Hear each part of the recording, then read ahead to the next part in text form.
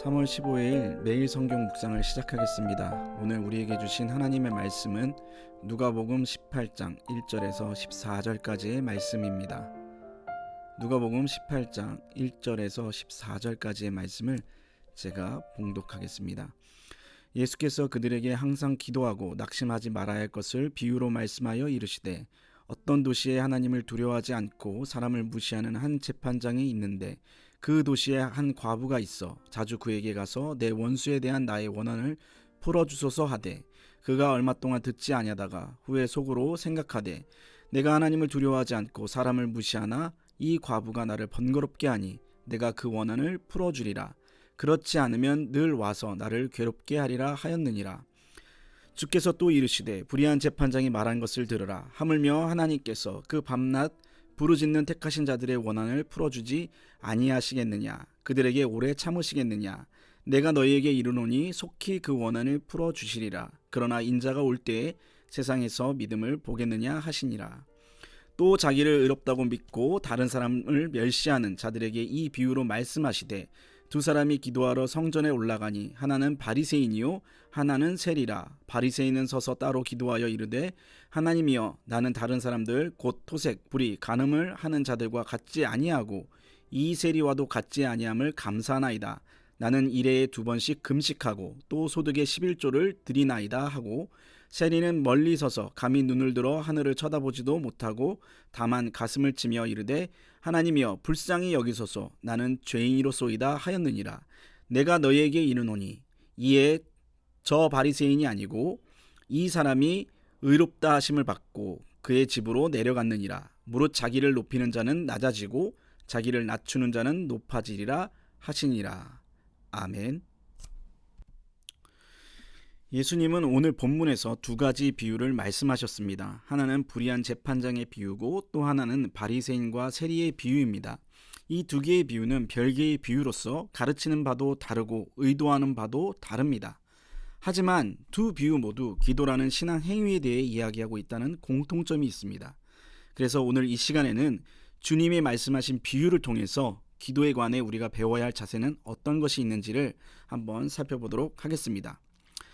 먼저 우리가 배워야 할 자세는 하나님이 반응하실 때까지 기도해야 한다는 것입니다. 오늘 본문 1절입니다. 예수께서 그들에게 항상 기도하고 낙심하지 말 것을 비유로 말씀하여. 아멘. 예수님은 기도의 전문가입니다. 예수님은 제자들을 선택하기 전에도 기도하셨고, 병자들과 귀신 들린 자를 고치시기 전에도 기도하셨습니다.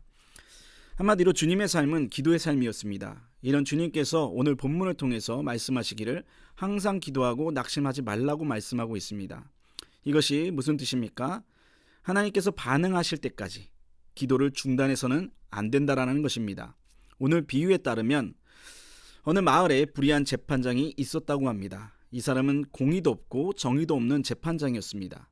말이 재판장이지 그냥 부패한 관리였습니다. 그런데 어느 날 과부 한 명이 밤중에 찾아왔습니다. 과부는 억울한 일을 하소연할 곳이 없자 정의와 공의가 뭔지도 모르는 재판장을 찾아갔습니다. 본문 3절에서는 이 과부가 자주 재판장을 찾아갔다고 나와 있는데, 재판장이 들어줄 때까지 지속적으로 꾸준히 재판장을 찾아갔다라는 그런 의미입니다. 이렇게 과부가 끈질기게 재판장을 찾아오자 재판장은 결국 과부의 요청을 들어주었습니다. 그렇게 하지 않으면 과부가 계속 찾아올 것이라고 생각했기 때문입니다. 예전에 저희 어머니께서 처음 운전면을 따시고 처음 차를 운전하고 이렇게 다니셨을 때 온 집안 식구들이 한동안 우리 어머니가 운전할 정도면 운전은 누구나 할 수 있는 것이라고 이렇게 이야기하고 다닌 적이 있었습니다. 저희끼리 그런 이야기를 한 적이 있는데, 그만큼 어머니께서는 운전과는 거리가 먼 분이셨기 때문에 어머니께서 운전하실 정도를, 그러니까 운전을 하실 거라고는 상상도 못한 것입니다. 그래서 어머니가 운전하실 정도면 누구나 운전은 가능하다라고 그렇게 저희끼리 이야기한 것입니다. 오늘 불의한 재판장의 비유도 이와 같습니다. 불의한 재판장이 과부의 요청에 반응할 정도라면 하나님은 당연히 우리의 기도에 반응해 주신다라는 것입니다. 그렇기 때문에 우리는 하나님께 지속적으로 구할 바를 아뢰고 중단하지 말아야 하는 것입니다. 두 번째로 우리가 배워야 할 자세는 회개 없는 기도는 불의하다라는 것입니다. 오늘 본문 14절입니다. 내가 너희에게 이르노니 이에 저 바리새인이 아니고 이 사람이 의롭다 하심을 받고 그의 집으로 내려갔느니라. 무릇 자기를 높이는 자는 낮아지고 자기를 낮추는 자는 높아지리라. 신자가 건강한 신앙을 가졌느냐 아니냐를 판단할 수 있는 기준이 여러 가지가 있습니다. 그 중에 하나가 바로 기도입니다. 사람이 건강한 신앙을 가지고 있느냐 아니냐는 그 사람이 기도를 하느냐 아니냐에 따라 달라진다는 것입니다. 그만큼 기도는 신앙에 있어서 빼놓을 수 없는 것입니다. 그런데 기도를 한다고 해서 그 사람이 무조건 건강한 신앙이라고 할 수는 없습니다. 오늘 비유를 보면 두 사람이 등장합니다. 한 사람은 바리새인이고 또 한 사람은 세리입니다. 다들 설교를 많이 들어보셔서 아시겠지만 예수님 당시 바리새인들은 그렇게 나쁜 사람들이 아니었습니다. 신약시대 문화와 배경을 연구한 많은 학자들에 따르면 예수님 당시 바리새인들은 신앙의 모범을 보이고 율법에 따라 성결하게 사는 그런 사람들이었습니다. 그래서 바리새인들은 당시 사람들에게 많은 존경을 받았다고 합니다. 반면 세리들은 사람들에게 멸시를 받았다고 합니다. 세리들이 멸시를 받았던 이유는 로마의 끈앞을 또는 매국노여서라기보다는 거짓말로 정한 세금보다 많은 세금을 징수함으로써 율법에서 거짓말하지 말라는 그 계명이 있는데 그 계명을 매번 어기는 그런 삶을 살았기 때문입니다. 이렇게 당대 사람들의 눈에는 바리새인들은 의로웠고 세리는 불의했습니다. 그런데 오늘 비유에서 예수님은 바리새인은 불의하고 세리는 의롭다라고 말씀하고 있습니다. 왜 그런 것입니까? 바리새인은 기도 가운데 회개가 없었고 세리는 기도 가운데 회개가 있었기 때문입니다. 이것은 회개 없는 기도가 얼마나 하나님 앞에 불의한 것인지를 단적으로 보여주는 것입니다. 우리가 아무리 간절히 기도하고 같은 제목을 놓고 계속 하나님께 기도해도 기도의 회개가 담겨 있지 않으면 하나님은 그 기도를 불의하다고 판단하시고 절대로 반응하지 않으신다라는 것입니다.